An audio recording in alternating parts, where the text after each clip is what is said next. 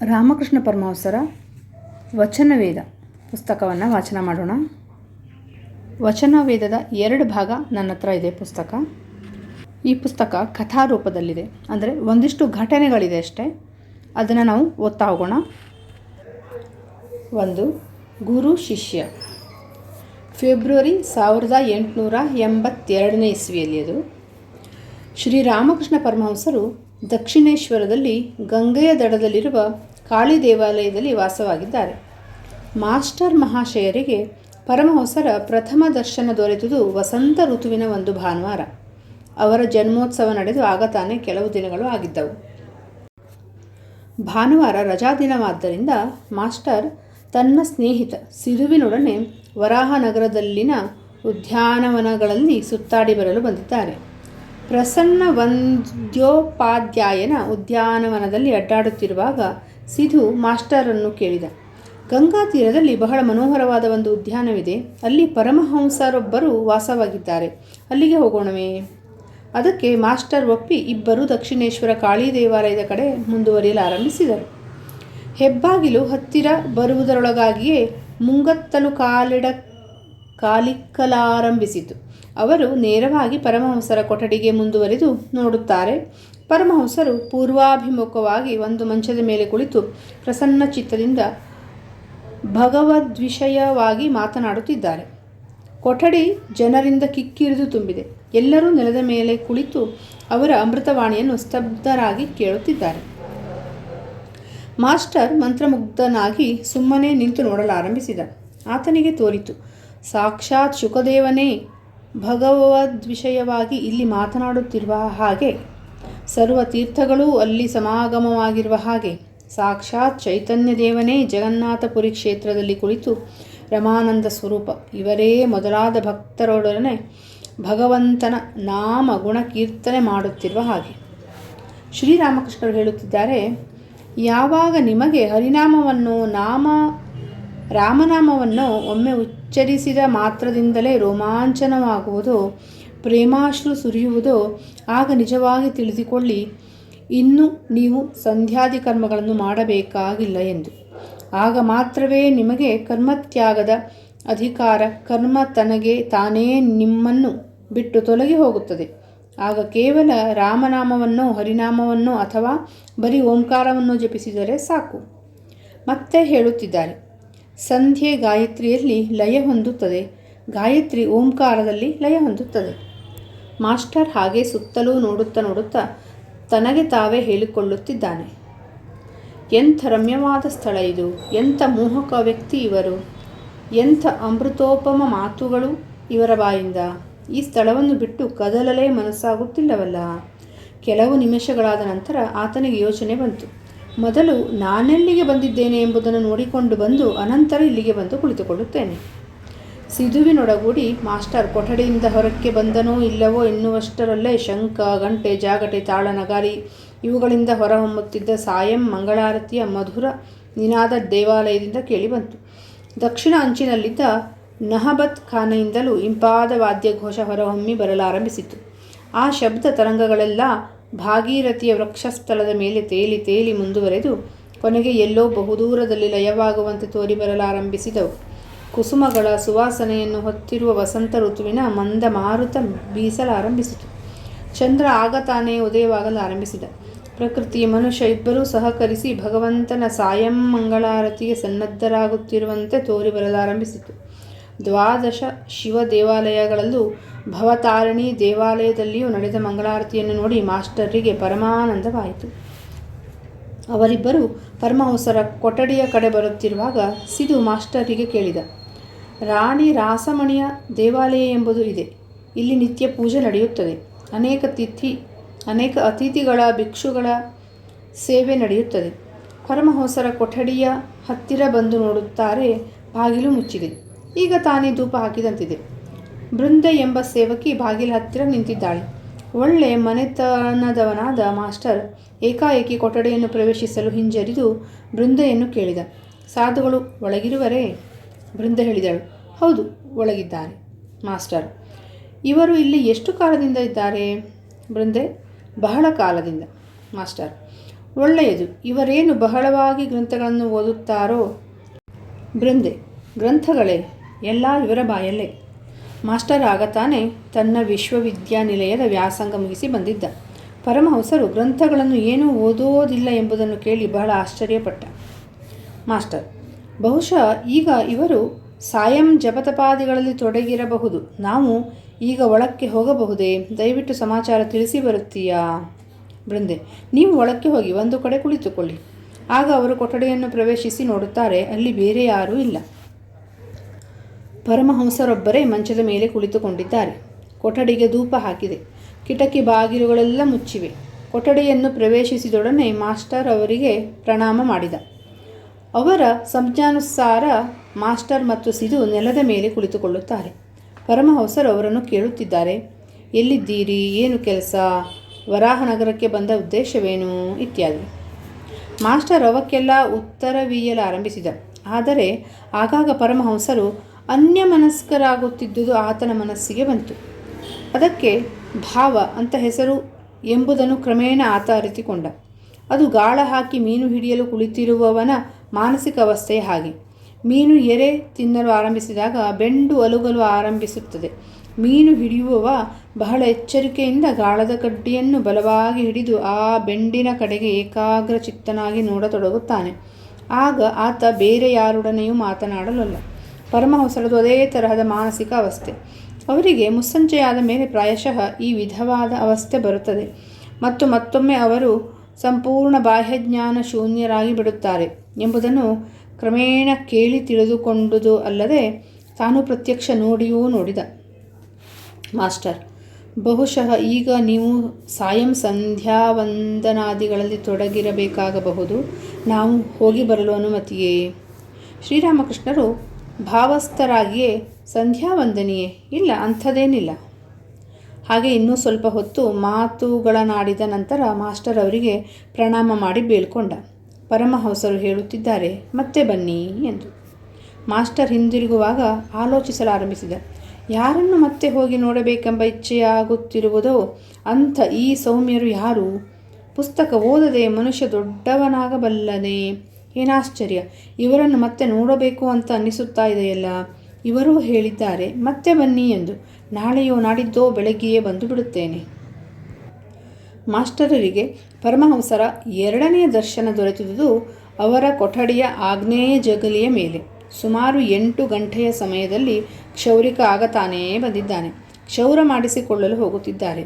ಇನ್ನು ಚಳಿಗಾಲವಾದುದರಿಂದ ಒಂದು ವಿಧದ ಉಣ್ಣೆಯ ಶಾಲು ಹೊದ್ದುಕೊಂಡಿದ್ದಾರೆ. ಅದಕ್ಕೆ ಕೆಂಪು ಅಂಚು ಹಾಕಿದೆ.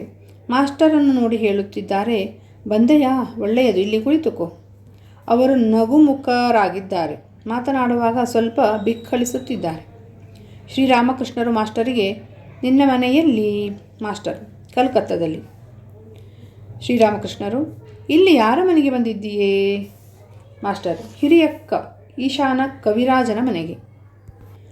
ಶ್ರೀರಾಮಕೃಷ್ಣರು: ಓಹೋ, ಈಶಾನನ ಮನೆಗೋ? ಒಳ್ಳೆಯದು. ಈಗ ಕೇಶವಸೇನನಿಗೆ ಹೇಗಿದೆ? ಆತನಿಗೆ ಬಹಳ ಕಾಯಿಲೆ ಆಗಿಬಿಟ್ಟಿತ್ತು. ಮಾಸ್ಟರ್: ನಾನು ಹಾಗೆ ಕೇಳಿದ್ದೆ, ಆದರೆ ಇಷ್ಟರಲ್ಲಿ ಗುಣಮುಖವಾಗಿರಬೇಕು. ಶ್ರೀರಾಮಕೃಷ್ಣರು: ಕೇಶವನಿಗೆ ಗುಣವಾದರೆ ಭಗವತಿಗೆ ಎಳೆನೀರು ಸಕ್ಕರೆ ಅರ್ಪಿಸುವುದಾಗಿ ಹರಕೆ ಹೊತ್ತಿದ್ದೇನೆ. ಬೆಳಗಿನ ಜಾವ ಎಚ್ಚರವಾಗಿ ಬಿಡುತ್ತದೆ. ಆಗ ಎದ್ದು ಭಗವತಿಯ ಹತ್ತಿರ ಅಳುತ್ತಾ ಮೊರೆ ಇಡುತ್ತೇನೆ. ಹೇ ತಾಯೇ, ಕೇಶವನಿಗೆ ಗುಣವಾಗುವಂತೆ ಮಾಡಿಬಿಡು. ಆತ ಬದುಕಿಕೊಳ್ಳದೆ ಹೋದರೆ ಕಲ್ಕತ್ತಿಗೆ ಹೋದಾಗ ನಾನು ಇನ್ನು ಬೇರೆ ಯಾರ ಸಂಗಡ ಮಾತಾಡಲಿ? ಅದಕ್ಕಾಗೇ ಎಳನೀರು ಸಕ್ಕರೆಯ ಹರಕೆ ಹೊತ್ತಿರುವುದು. ಒಳ್ಳೆಯದು. ಯಾರೋ ಒಬ್ಬ ಕುಕ್ ಸಾಹೇಬ ಅಂತ ಬಂದಿದ್ದಾನಂತಲ್ಲ, ನಿಜವೇ? ಆತ ಉಪನ್ಯಾಸ ಕೊಡುತ್ತಾ ಇದ್ದಾನೇನು? ಒಮ್ಮೆ ಕೇಶವ ನನ್ನನ್ನು ಜಹಜಿನಲ್ಲಿ ಕರೆದುಕೊಂಡು ಹೋಗಿದ್ದ. ಅದರಲ್ಲಿ ಆತನೂ ಇದ್ದ. ಮಾಸ್ಟರ್: ಹೌದು, ನಾನು ಹಾಗೆ ಕೇಳಿದ್ದೇನೆ. ಆದರೆ ನಾನು ಮಾತ್ರ ಹೋಗಿ ಆತನ ಉಪನ್ಯಾಸ ಕೇಳಲಿಲ್ಲ. ಆತನ ವಿಷಯವಾಗಿ ಹೆಚ್ಚಾಗಿ ಏನೂ ಗೊತ್ತಿಲ್ಲ. ಶ್ರೀರಾಮಕೃಷ್ಣರು: ಪ್ರತಾಪನ ಸೋದರ ಇಲ್ಲಿಗೆ ಬಂದಿದ್ದ. ಕೆಲವು ದಿನ ಇದ್ದ. ಕೆಲಸವೂ ಇಲ್ಲ, ಕಾರ್ಯವೂ ಇಲ್ಲ. ಹೇಳಿದ, ಇಲ್ಲಿ ಸುಮ್ಮನೆ ಇದ್ದು ಬಿಡುತ್ತೇನೆ ಅಂತ. ಹೆಂಡತಿ ಮಕ್ಕಳನ್ನೆಲ್ಲ ಮಾವನ ಮನೆಗೆ ಅಟ್ಟಿಬಿಟ್ಟಿರುವುದಾಗಿ ತಿಳಿದು ಬಂತು. ಅನೇಕ ಮಕ್ಕಳು ಮರಿ. ತರಾಟೆಗೆ ತೆಗೆದುಕೊಂಡೆ. ಹಾಗೆ ನೋಡು, ಇದನ್ನು ಮಕ್ಕಳು ಮರಿ ಆಗಿಬಿಟ್ಟಿವೆ. ನೆರೆಹೊರೆಯ ಜನರು ಬಂದು ಅವರನ್ನು ಪೋಷಿಸಿ ಬೆಳೆಸಿ ಮನುಷ್ಯರನ್ನಾಗಿ ಮಾಡುತ್ತಾರೆಯೇ? ಹೆಂಡತಿ ಮಕ್ಕಳನ್ನು ಮಾವನ ಮನೆಗೆ ಅಟ್ಟುಬಿಟ್ಟಿದ್ದೆಯಲ್ಲ. ಅವರನ್ನು ಬೇರೊಬ್ಬರು ಸಾಕಿ ಸಲಹುತ್ತಿದ್ದಾರಲ್ಲ ಎಂಬ ನಾಚಿಕೆಯೂ ಆತನಿಗಿರಲಿಲ್ಲ. ಆತನನ್ನು ಚೆನ್ನಾಗಿ ಬೈದು ಹೇಳಿದೆ, ಯಾವುದಾದರೂ ಒಂದು ಉದ್ಯೋಗಕ್ಕೆ ಸೇರಿಕೋ ಅಂತ. ಆಗ ಮಾತ್ರ ಇಲ್ಲಿಂದ ಹೊರಡಲು ಮನಸ್ಸು ಮಾಡಿದ. ನಿನಗೆ ವಿವಾಹವಾಗಿದೆಯೇ? ಮಾಸ್ಟರ್, ಹೌದು, ಆಗಿದೆ. ಶ್ರೀರಾಮಕೃಷ್ಣರು ಬೆಚ್ಚಿಬಿದ್ದು, ಓ ರಾಮಲಾಲ, ನೋಡು, ಈತ ಈಗಲೇ ವಿವಾಹ ಮಾಡಿಕೊಂಡು ಬಿಟ್ಟಿದ್ದಾನೆ. ಮಾಸ್ಟರ್ ಘೋರತರ ಅಪರಾಧ ಮಾಡಿದವನ ಹಾಗೆ ಸ್ತಬ್ಧನಾಗಿ ತಲೆ ತಗ್ಗಿಸಿ ನೆಲದಿಟ್ಟಿಸಿ ನೋಡುತ್ತಾ ಕುಳಿತಿದ್ದಾನೆ. ಯೋಚಿಸುತ್ತಿದ್ದಾನೆ. ವಿವಾಹವಾಗುವುದು ದೊಡ್ಡ ಪಾಪಕೃತ್ಯವೇ? ಶ್ರೀರಾಮಕೃಷ್ಣರು ಮತ್ತೆ ಹೇಳುತ್ತಿದ್ದಾರೆ, ನಿನಗೆ ಮಕ್ಕಳಾಗಿವೆಯೇ? ಮಾಸ್ಟರ್ನ ಹೃದಯ ಡಬ್ ಡಬ್ ಅನ್ನಲಾರಂಭಿಸಿತು. ಹೆದರಿ ಹೇಳಿದ, ಹೌದು, ಆಗಿದೆ. ಅತ್ಯಂತವಾಗಿ ದುಃಖ ಸೂಚಿಸುತ್ತಾ ಶ್ರೀರಾಮಕೃಷ್ಣರು, ನೋಡು, ಈತನಿಗೆ ಮಕ್ಕಳೂ ಆಗಿಬಿಟ್ಟು. ಈ ರೀತಿಯಾಗಿ ಖಂಡಿಸಲ್ಪಟ್ಟವನಾಗಿ ಮಾಸ್ಟರ್ ಸ್ತಬ್ಧನಾಗಿ ಕುಳಿತಿದ್ದಾನೆ. ಆತನ ಅಹಂಕಾರ ಪುಡಿಪುಡಿಯಾಗಲಾರಂಭಿಸಿತು. ಕೆಲವು ನಿಮಿಷಗಳಾದ ನಂತರ ಪರಮಹಂಸರು ಆತನ ಕಡೆಗೆ ತಮ್ಮ ಕೃಪಾದೃಷ್ಟಿಯನ್ನು ಬೀರಿ ಪ್ರೇಮಪೂರಿತ ಹೃದಯದಿಂದ ಹೇಳುತ್ತಿದ್ದಾರೆ, ನೋಡು, ನಿನ್ನಲ್ಲಿ ಒಳ್ಳೆ ಚಿಹ್ನೆಗಳಿವೆ. ಕಣ್ಣು, ಹಣೆ ಮೊದಲಾದುವನ್ನು ನೋಡಿಯೇ ಅರಿತುಕೊಂಡು ಬಿಡಬಲ್ಲೆ. ಒಳ್ಳೆಯದು. ನಿನ್ನ ಹೆಂಡತಿಯಂಥವಳು ವಿದ್ಯಾಶಕ್ತಿಯೋ ಅವಿದ್ಯಾಶಕ್ತಿಯೋ? ಮಾಸ್ಟರ್, ಒಳ್ಳೆಯವಳೆ, ಆದರೆ ಆಜ್ಞೆ. ಶ್ರೀರಾಮಕೃಷ್ಣರು ಅಸಹನೆಯಿಂದ, ನೀನು ಜ್ಞಾನಿ. ಜ್ಞಾನವಾವುದು ಅಜ್ಞಾನವಾವುದು ಎಂಬುದನ್ನು ಮಾಸ್ಟರ್ ಇನ್ನೂ ಅರಿತುಕೊಳ್ಳಬೇಕಾಗಿತ್ತು. ಓದು ಬರಹ ಕಲಿತುಕೊಂಡರೆ, ಪುಸ್ತಕ ಓದುವುದಕ್ಕೆ ಬಂದರೆ ಜ್ಞಾನ ದೊರಕುತ್ತದೆ ಎಂಬುದು ಆತನ ಭಾವನೆಯಾಗಿತ್ತು. ಕ್ರಮೇಣ ಆತ ಈ ಭಾವನೆಯಿಂದ ಮುಕ್ತನಾದ. ಭಗವಂತನನ್ನು ಅರಿಯುವಿಕೆಯೇ ಜ್ಞಾನ, ಅರಿಯದಿರುವಿಕೆಯೇ ಅಜ್ಞಾನ ಎಂಬುದನ್ನು ಅರಿತುಕೊಂಡ. ಪರಮಹಂಸರು ನೀನು ಜ್ಞಾನಿ ಎಂದು ಹೇಳಿದಾಗ ಆತನ ಅಹಂಕಾರಕ್ಕೆ ಬಲವಾದ ಪೆಟ್ಟು ಬಿತ್ತು. ಶ್ರೀರಾಮಕೃಷ್ಣರು, ಒಳ್ಳೆಯದು. ನಿನಗೆ ಸಾಕಾರದಲ್ಲಿ ವಿಶ್ವಾಸವೋ ನಿರಾಕಾರದಲ್ಲಿ ವಿಶ್ವಾಸವೋ? ಮಾಸ್ಟರ್ ಆಶ್ಚರ್ಯಚಕಿತರಾಗಿ ತನಗೆ ತಾನೇ, ಸಾಕಾರದಲ್ಲಿ ವಿಶ್ವಾಸವಿದ್ದುದೇ ಆದರೆ ನಿರಾಕಾರದಲ್ಲಿ ವಿಶ್ವಾಸ ಉಂಟಾದೀತೆ? ಭಗವಂತ ನಿರಾಕಾರ ಎಂಬ ವಿಶ್ವಾಸವಿರುವುದಾದರೆ ಆತ ಸಾಕಾರ ಎಂಬ ವಿಶ್ವಾಸ ಉಂಟಾಗಲು ಸಾಧ್ಯವೇ? ವಿರುದ್ಧ ಅವಸ್ಥೆಗಳು ಎರಡೂ ಸತ್ಯವಾಗಲು ಸಾಧ್ಯವೇ? ಬಿಳಿ ವಸ್ತುವಾದ ಹಾಲು ಕಪ್ಪಾಗಿಯೂ ಇರಬಲ್ಲುದೇ? ಮಾಸ್ಟರ್, ನನಗೆ ನಿರಾಕಾರ ಹಿಡಿಸುತ್ತದೆ. ಶ್ರೀರಾಮಕೃಷ್ಣರು, ಬಹಳ ಒಳ್ಳೆಯದೇ. ಒಂದರಲ್ಲಿ ವಿಶ್ವಾಸವಿದ್ದರೆ ಅದೇ ಯಥೇಷ್ಟ. ನಿರಾಕಾರದಲ್ಲಿ ವಿಶ್ವಾಸವೇ? ಬಹಳ ಒಳ್ಳೆಯದು. ಆದರೆ ಎಂದಿಗೂ ಹೀಗೆ ಯೋಚಿಸಬೇಡ. ಇದೇ ಕೇವಲ ಸತ್ಯ, ಉಳಿದುದೆಲ್ಲ ಮಿಥ್ಯ ಎಂದು ತಿಳಿದುಕೋ. ನಿರಾಕಾರವೂ ಸತ್ಯ, ಸಾಕಾರವೂ ಸತ್ಯ. ಯಾವುದರಲ್ಲಿ ವಿಶ್ವಾಸವೋ ಅದರಲ್ಲಿ ದೃಢ ಬುದ್ಧಿ ಇಡು. ಪರಮಹಂಸರು ಎರಡೂ ಸತ್ಯ ಎಂಬುದನ್ನು ಒತ್ತಿ ಒತ್ತಿ ಹೇಳಿದ್ದನ್ನು ಕೇಳಿ ಮಾಸ್ಟರ್ ಬಹಳವಾಗಿ ಆಶ್ಚರ್ಯಪಡುತ್ತಿದ್ದಾರೆ. ಈ ವಿಷಯವನ್ನು ಆತನ ಪುಸ್ತಕ ರಾಶಿ ಯಾವುದೂ ತಿಳಿಸಿರಲಿಲ್ಲ. ಆತನ ಅಹಂಕಾರ 3ನೇ ಸಲ ಪುಡಿಪುಡಿಯಾಗಲಾರಂಭಿಸಿತು. ಆದರೆ ಇನ್ನೂ ಸಂಪೂರ್ಣವಾಗಿ ಧ್ವಂಸವಾಗಿರಲಿಲ್ಲ. ಆದ್ದರಿಂದ ಸ್ವಲ್ಪ ತರ್ಕ ಮಾಡಲು ಮುಂದೆ ಬಂದ. ಮಾಸ್ಟರ್, ಒಂದು ಪಕ್ಷ ಭಗವಂತ ಸಾಕಾರ ಅಂತ ಇಟ್ಟುಕೊಳ್ಳೋಣ, ಆದರೆ ಆತ ಮಣ್ಣಿನ ಪ್ರತಿಮೆಯೇನಲ್ಲವಲ್ಲ ನಿಜವಾಗಿಯೂ? ಶ್ರೀರಾಮಕೃಷ್ಣರು ಮಧ್ಯ ಬಾಯಿ ಹಾಕಿ, ಮಣ್ಣಿನದೇಕೆ, ಚಿನ್ಮಯ ಮೂರ್ತಿ. ಮಾಸ್ಟರಿಗೆ ಚಿನ್ಮಯ ಮೂರ್ತಿ ಎಂಬುದರ ಸೂಚಕಾರ್ಥ ಗೊತ್ತಾಗಲಿಲ್ಲ. ಮುಂದುವರಿಸುತ್ತಿದ್ದಾನೆ, ಒಳ್ಳೆಯದು. ಯಾರು ಮಣ್ಣಿನ ಪ್ರತಿಮೆಯನ್ನು ಪೂಜಿಸುತ್ತಾರೋ ಅವರಿಗೆ ತಿಳಿಸಿಕೊಡಬೇಕಾಗುತ್ತದೆ. ಮಣ್ಣಿನ ಪ್ರತಿಮೆಯೇ ಭಗವಂತನಲ್ಲ. ಅದನ್ನು ಪೂಜಿಸುವಾಗ ಭಗವಂತನನ್ನು ಉದ್ದೇಶಿಸಿ ಪೂಜಿಸಬೇಕೇ ವಿನಾ ಅದನ್ನೇ ಅಲ್ಲ. ಮಣ್ಣನ್ನು ಪೂಜಿಸುವುದು ಸೂಕ್ತವಲ್ಲ ಎಂದು. ಶ್ರೀರಾಮಕೃಷ್ಣರು ಅಸಹನೆಯಿಂದ, ನಿಮ್ಮ ಕಲ್ಕತ್ತದ ಜನರಿಗೆಲ್ಲ ಇದೊಂದೇ ಹುಚ್ಚು, ಕೇವಲ ಲೆಕ್ಚರ್ ಕೊಡೋದು, ಇನ್ನೊಬ್ಬರ ಹೃದಯಕ್ಕೆ ಬೆಳಕು ತರೋದು. ಮೊದಲು ತಮ್ಮ ಹೃದಯಕ್ಕೆ ಯಾವ ರೀತಿ ಬೆಳಕು ತಂದುಕೊಳ್ಳುವುದು ಎಂಬುದರ ಯೋಚನೆಯೇ ಇಲ್ಲ. ಪರರಿಗೆ ತಿಳುವಳಿಕೆ ಕೊಡಲು ಯಾರು ನೀವು? ಈ ಜಗತ್ತು ಯಾರದೋ ಆತ ತಿಳುವಳಿಕೆ ಕೊಡುತ್ತಾನೆ. ಯಾರು ಈ ಜಗತ್ತನ್ನು ಸೃಷ್ಟಿಸಿದ್ದಾನೋ, ಸೂರ್ಯ, ಚಂದ್ರ ಮತ್ತು ಮನುಷ್ಯ ಜೀವಜಂತುಗಳನ್ನು ನಿರ್ಮಿಸಿದ್ದಾನೋ, ಜೀವಜಂತುಗಳ ಆಹಾರಕ್ಕೆ ವ್ಯವಸ್ಥೆ, ಬೆಳೆಗಾಗಿ ಮಳೆ, ಪಾಲನೆಗಾಗಿ ತಾಯಿ ತಂದೆ ಇವರನ್ನು ಸೃಷ್ಟಿಸಿದ್ದಾನೋ, ತಾಯಿ ತಂದೆಗಳಲ್ಲಿ ಪ್ರೀತಿ ಮಮತೆ ತುಂಬಿದ್ದಾನೋ ಆತ ತಿಳುವಳಿಕೆ ಕೊಡುತ್ತಾನೆ. ಇಷ್ಟೊಂದು ಮಾಡಿರುವವನು ಅದೊಂದಷ್ಟು ಮಾಡಲಾರನೆ? ಒಂದು ಪಕ್ಷ ತಿಳುವಳಿಕೆ ಕೊಡಲು ಅವಶ್ಯಕತೆ ಏನಾದರೂ ತೋರಿಬಂದರೆ ಆತನೇ ಆ ಕಾರ್ಯಕ್ಕೆ ಮುಂದೆ ಬರ್ತಾನೆ. ಆತ ನಮ್ಮ ಅಂತರ್ಯಾಮಿ. ಒಂದು ಮಣ್ಣಿನ ಪ್ರತಿಮೆಯನ್ನು ಪೂಜಿಸುವುದು ಸರಿಯಲ್ಲ ಅಂತ ಇಟ್ಟುಕೊಂಡರೂ ಅದರ ಮೂಲಕ ತನ್ನ ಪೂಜೆಯೇ ನಡೆಯುತ್ತದೆ ಎಂಬುದನ್ನು ಆತ ಅರಿಯುವನೇ? ಆತ ಆ ವಿಧದ ಪೂಜೆಯಿಂದಲೇ ಸಂತುಷ್ಟನಾಗುತ್ತಾನೆ. ಅದಕ್ಕೇಕೆ ತಲೆನೋವು? ಮೊದಲು ನಿನಗೆ ಯಾವುದರಿಂದ ಜ್ಞಾನ ಭಕ್ತಿ ದೊರೆಯುವುದೋ ಅದಕ್ಕಾಗಿ ಪ್ರಯತ್ನಿಸು. ಈ ಸಲ ಮಾಸ್ಟರ್ ಅಹಂಕಾರ ಬಹುಶಃ ಸಂಪೂರ್ಣವಾಗಿ ಧ್ವಂಸವಾಗಿ ಹೋಗಿರಬೇಕು. ಯೋಚಿಸಲಾರಂಭಿಸಿದ. ನಿಜ, ಇವರು ಹೇಳುತ್ತಿರುವುದು ಸತ್ಯ. ತಿಳುವಳಿಕೆ ಕೊಡಲು ಹೋಗುವ ಅವಶ್ಯಕತೆಯಾದರೂ ಏನಿದೆ? ನಾನು ಭಗವಂತನ ಸಾಕ್ಷಾತ್ಕಾರ ಮಾಡಿಕೊಂಡಿದ್ದೇನೆಯೇ? ನನಗೆ ಆತನ ಪಾದಪದ್ಮಗಳಲ್ಲಿ ಭಕ್ತಿ ಉಂಟಾಗಿದೆಯೇ? ತನಗೆ ಮಲಗಲು ಸ್ಥಳವಿಲ್ಲ. ಶಂಕರನನ್ನು ಬೇರೆ ಕರೆಯೋದು. ನನಗೆ ಏನೆಂದರೆ ಏನೂ ಭಗವಂತನ ವಿಷಯವಾಗಿ ಗೊತ್ತಿಲ್ಲ. ಆದರೂ ಪರರಿಗೆ ತಿಳುವಳಿಕೆ ಕೊಡಲು ಯತ್ನಿಸುತ್ತಿದ್ದೇನಲ್ಲ. ಇದು ಎಂತಹ ನಾಚಿಕೆಗೇಡಿತನ, ಎಂಥ ತಿಳಿಗೇಡಿ ನಾನು. ಪರರಿಗೆ ತಿಳಿಸಿಕೊಡಲು ಅದೇನು ಗಣಿತಶಾಸ್ತ್ರವೇ, ಇತಿಹಾಸವೇ, ಸಾಹಿತ್ಯವೇ? ಇದು ಭಗವತ್ ತತ್ವ. ಇದನ್ನು ಹೇಳುತ್ತಿರುವುದು ನನ್ನ ಹೃದಯಕ್ಕೆ ಒಪ್ಪುತ್ತಿದೆ. ಮಾಸ್ಟರ್ ಶ್ರೀರಾಮಕೃಷ್ಣರೊಡನೆ ಮಾಡಿದ ವಾದ ಇದೇ ಮೊಟ್ಟ ಮೊದಲನೆಯದು. ಭಗವತ್ ಕೃಪೆಯಿಂದ ಇದೇ ಕಟ್ಟ ಕಡೆಯದು.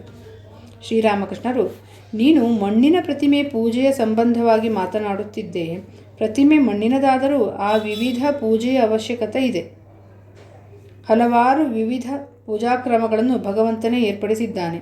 ಈ ಜಗತ್ತು ಯಾವುದೋ ಆತನೇ ಅಧಿಕಾರ ಭೇದಕ್ಕನುಗುಣವಾಗಿ ಇವನ್ನೆಲ್ಲ ಮಾಡಿದ್ದಾನೆ. ತಾಯಿ ತನ್ನ ಮಕ್ಕಳ ಜೀರ್ಣಶಕ್ತಿಗನುಸಾರವಾಗಿ ಆಹಾರ ತಯಾರು ಮಾಡುತ್ತಾಳೆ. ಒಬ್ಬಳಿಗೆ 5 ಮಕ್ಕಳಿವೆ ಅಂತ ಇಟ್ಟುಕೋ. ಆಕೆ ಮೀನನ್ನು ಅಡಿಗೆ ಮಾಡಬೇಕಾಗಿದ್ದರೆ ಮಕ್ಕಳ ರುಚಿ, ಜೀರ್ಣಶಕ್ತಿ ಇವಕ್ಕೆ ತಕ್ಕಂತೆ ಭಕ್ಷ್ಯ ಭೋಜ್ಯಗಳನ್ನು ಪಲಾವು, ಉಪ್ಪಿನಕಾಯಿ, ಬಜ್ಜಿ, ಪಲ್ಯ, ಸಾರು ಇತ್ಯಾದಿ ಅಡಿಗೆ ಮಾಡುತ್ತಾಳೆ. ಅರ್ಥವಾಯಿತೇ?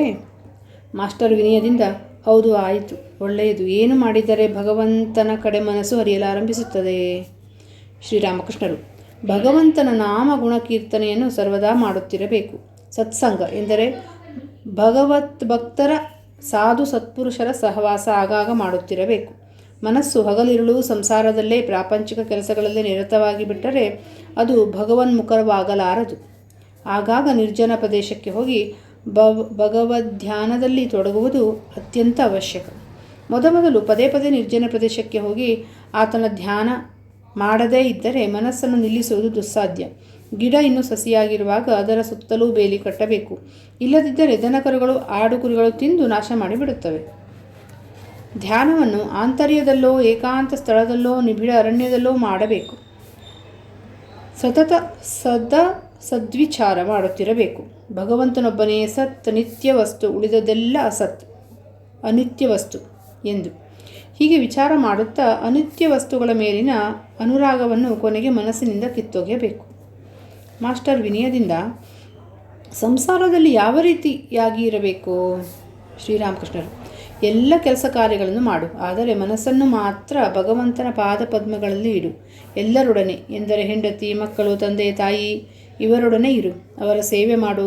ಅವರನ್ನೆಲ್ಲ ನಿನ್ನ ಪರಮ ಆಪ್ತರೆಂದೇ ಕಾಣು. ಆದರೆ ಅವರಾರೂ ನಿನಗೆ ಸೇರಿದವರಲ್ಲ ಎಂಬುದು ನಿನ್ನ ಹೃದಯಾಂತರಾಳದಲ್ಲಿ ನೆಲೆಸಿರಲಿ. ಶ್ರೀಮಂತರ ಮನೆ ದಾಸಿ ಎಲ್ಲ ಕೆಲಸ ಕಾರ್ಯಗಳನ್ನು ಮಾಡುತ್ತಾಳೆ. ಆದರೆ ಆಕೆಯ ಮನಸ್ಸು ಮಾತ್ರ ಹಳ್ಳಿಯಲ್ಲಿರುವ ತನ್ನ ಮನೆಯ ಕಡೆಗೆ. ಯಜಮಾನನ ಮಕ್ಕಳು ತನ್ನವೆಂದೇ ಬೆಳೆಸುತ್ತಾಳೆ. ಅಷ್ಟೇ ಅಲ್ಲ, ಅವನ್ನು ಕರೆಯುತ್ತಾಳೆ ನನ್ನ ರಾಮ, ನನ್ನ ಹರಿ ಎಂಬುದಾಗಿ. ಆದರೆ ಅವಾವು ತನ್ನದಲ್ಲವೆಂದು ಆಕೆಗೆ ಹೃದಯದಲ್ಲಿ ಚೆನ್ನಾಗಿ ಗೊತ್ತಿದೆ. ಆಮೆ ನೀರಲ್ಲಿ ಈಜಾಡುತ್ತಿರುತ್ತದೆ. ಆದರೆ ಅದರ ಮನಸ್ಸೆಲ್ಲಿದೆ ಗೊತ್ತಾ ನಿನಗೆ? ತನ್ನ ಮೊಟ್ಟೆಗಳಿರುವ ದಡದಲ್ಲಿ. ಸಂಸಾರದ ಎಲ್ಲ ಕೆಲಸ ಕಾರ್ಯಗಳನ್ನು ಮಾಡು, ಆದರೆ ಮನಸ್ಸನ್ನು ಮಾತ್ರ ಭಗವಂತನಲ್ಲಿ ನೆಡು.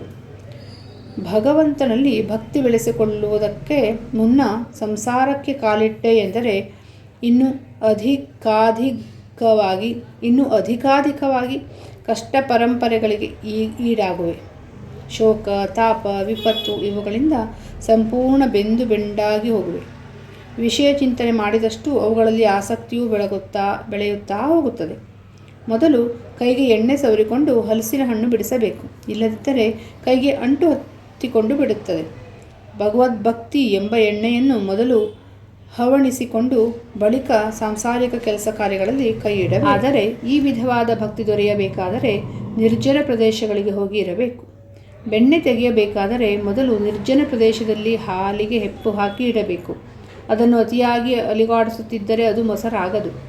ಬಳಿಕ ಉಳಿದ ಎಲ್ಲ ಕೆಲಸ ಕಾರ್ಯಗಳನ್ನು ಒಂದು ಮೂಲೆಯಲ್ಲಿ ಕಟ್ಟಿಟ್ಟು ನಿರ್ಜನ ಪ್ರದೇಶದಲ್ಲಿ ಕುಳಿತು ಅದನ್ನು ಕಡೆಯಬೇಕು. ಆಗ ಬೆಣ್ಣೆ ತೆಗೆಯಲು ಸಾಧ್ಯವಾಗುತ್ತದೆ.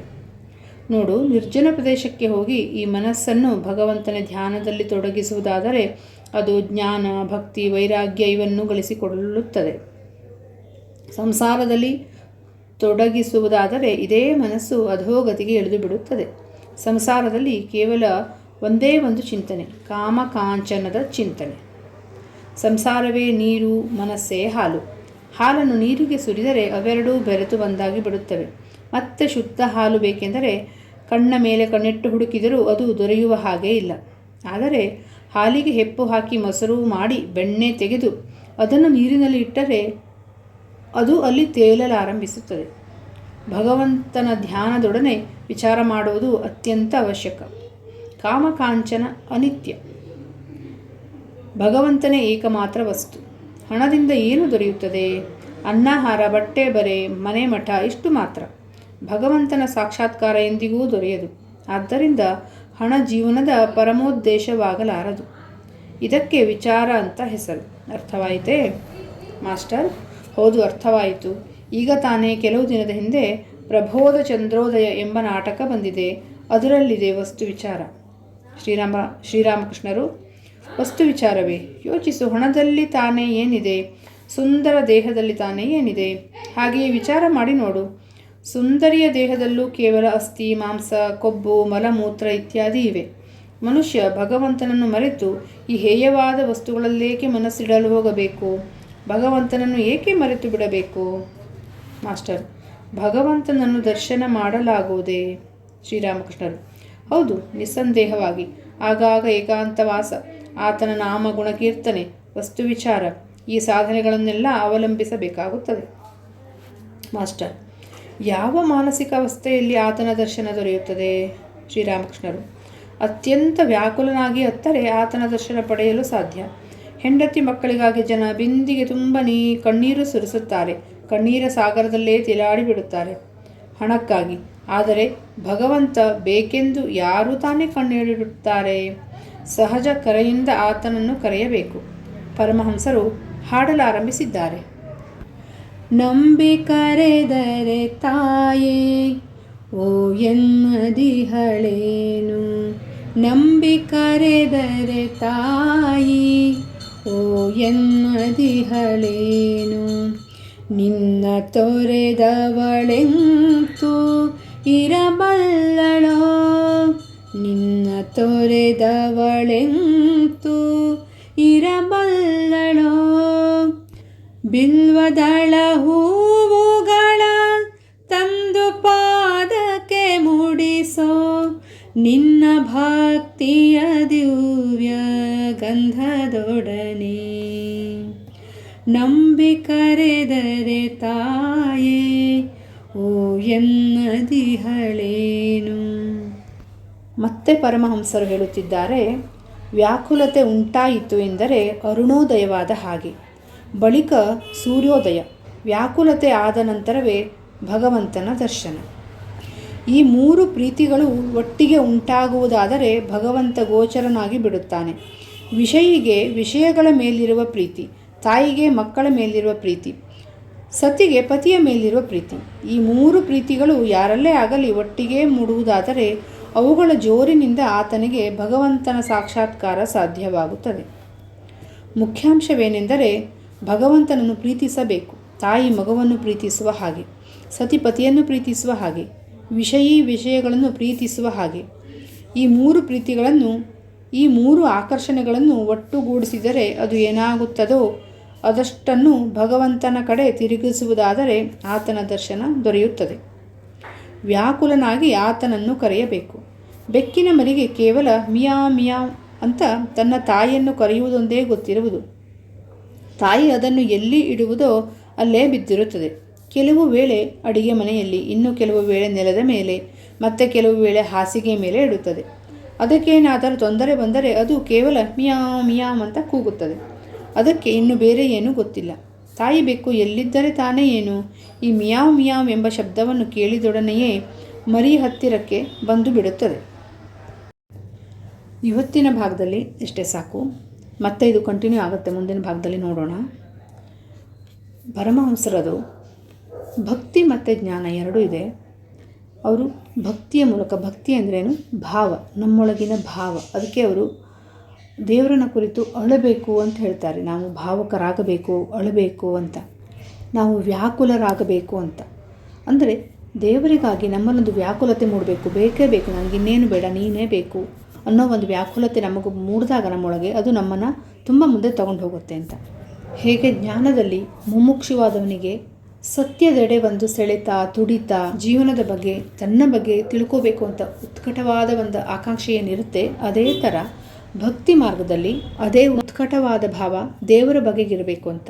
ಇಲ್ಲಿ ಸತ್ಯ ಬೇರೆ ಅಲ್ಲ, ದೇವರು ಬೇರೆ ಅಲ್ಲ, ಎಲ್ಲನೂ ಒಂದೇ. ನೀವು ಭಾವದಲ್ಲಿ ಕಂಡ್ರೆ ಅದು ದೇವರು, ನೀವು ಜ್ಞಾನದಲ್ಲಿ ಕಂಡ್ರೆ ಅದು ಸತ್ಯ ಅಷ್ಟೇ. ನಮಸ್ಕಾರ.